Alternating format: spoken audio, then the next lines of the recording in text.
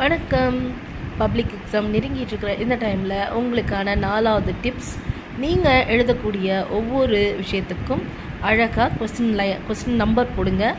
ஆப்ஷனாக இருந்தால் ஆப்ஷனையும் எழுதுங்க அண்ட் ஆன்சரையும் எழுதுங்க. அதே மாதிரி அந்த சென்டென்ஸ் ஃபுல்லாத்தையும் எழுதி அதில் அந்த ஆப்ஷனை ஃபில் பண்ணி நீங்கள் அதை அண்டர்லைன் பண்ணி காட்டும் போது இன்னுமே சூப்பராக இருக்கும். இல்லை ஆப்ஷன் மட்டும் எழுதினாலும் ஓகே தான். ஆனால் எந்த இடத்துல நீங்கள் ஃபுல்லாக எழுதணுமோ அந்த இடத்துல ஃபுல்லாக எழுத வேண்டிய கட்டாயம்.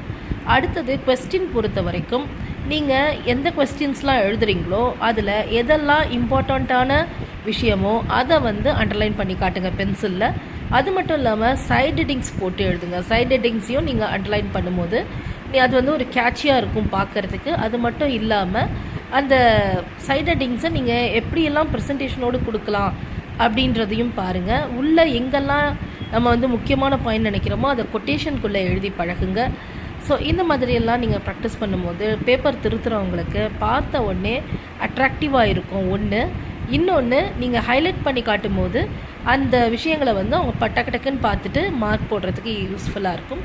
இன்னொன்று நான் ஹைலைட் பண்ணி காட்டுறேன்ட்டு வேறு கலர்ஸ் பென்னையோ இல்லை ஸ்கெட்சையோ இது நீங்கள் யூஸ் பண்ணக்கூடாது. நீங்கள் எது பண்ணுறதுனாலும் பென்சிலில் பண்ணுங்கள், இல்லைனா உங்கள் பேப்பரில் கொடுத்துருக்குற இன்ஸ்ட்ரக்ஷன் படி பண்ணுங்கள். ஓகே, இதே மாதிரி நிறைய நம்ம சேனலில் போட்டுகிட்டே இருக்கும். தொடர்ந்து பாருங்கள். உங்களோட மேலான ஆதரவை கொடுங்க. தேங்க்ஸ் ஃபார் வாட்சிங்.